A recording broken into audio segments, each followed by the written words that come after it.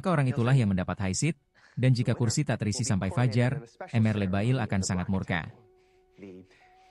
Saat Grace bersikeras berkata, "Aku tidak mau main," pihak lawan langsung memakai Fight sebagai sandera. Seorang wanita bernama Prunella diperintahkan membunuh Fight, membuat Grace tak punya pilihan selain masuk lagi ke permainan iblis itu.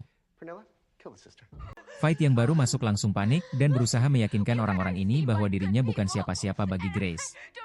Tapi justru dari sini terlihat luka lama mereka. Hubungan dua saudara itu rumit, penuh sakit hati, dan justru karena itu Fight dipakai sebagai leverage yang sempurna. Di tengah semua itu, muncullah Francesca Alcaido, mantan tunangan Alex yang masih menyimpan dendam besar pada Grace. Dengan emosi meledak-ledak, Francesca menuduh Grace merebut Alex dan menghancurkan hidupnya, menambah satu musuh pribadi lagi dalam permainan. Pengacara lalu menjelaskan aturan teknis permainan. Setiap keluarga harus memakai senjata sesuai era leluhur mereka saat membuat perjanjian dengan Emerle.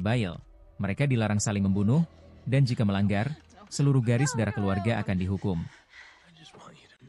Aturan lain yang tak kalah kejam, jika seorang pemburu mati, pewaris berikutnya dari keluarga itu wajib turun menggantikan.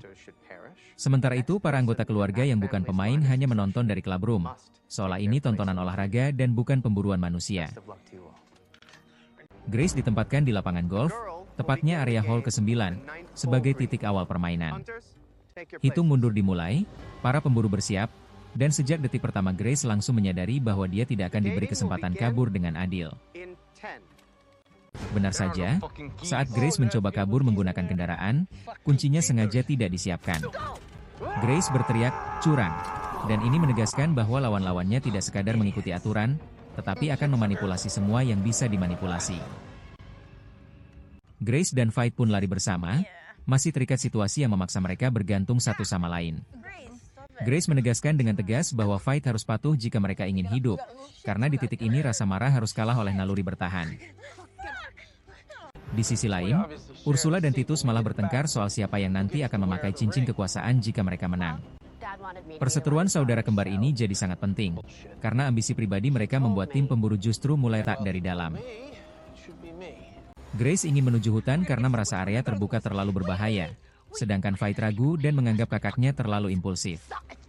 Namun sebelum perdebatan selesai, seorang pria lain muncul dan berkata punya celah hukum dari aturan organisasi. Pria itu belum sempat menyelesaikan penjelasannya karena langsung tewas tertembak dari kejauhan. Dari sini film menunjukkan bahwa upaya apapun untuk bermain cerdas nyaris mustahil, karena para pemburu tak akan memberi ruang untuk negosiasi. Di ruang pengawas, para pemburu panik karena Grace berhasil lolos dari area awal. Mereka terbukti sangat bergantung pada alat pengintai dan sistem keamanan. Sementara di lapangan Grace dan Fight terus berlari tanpa arah pasti, hanya berbekal adrenalin. Saat bersembunyi sejenak, konflik lama dua saudara itu meledak lagi. Fight menuduh Grace buta terhadap fakta bahwa Alex berasal dari kultus iblis dan menyindir bahwa Grace hanya tertarik pada uang. Sedangkan Grace balas menyerang dengan mempertanyakan hidup Fight yang katanya sempurna. Sementara itu salah satu pemburu menyampaikan pidato dingin tentang sistem, bahwa tak ada orang baik atau jahat, semua hanya bagian dari mesin besar yang menelan manusia. Dialog ini penting karena menjadi cermin tema film. Kekuasaan sering membuat kejahatan terasa biasa dan rasional. Grace dan Fight terus melarikan diri, sampai sempat terjatuh dan hampir tertangkap.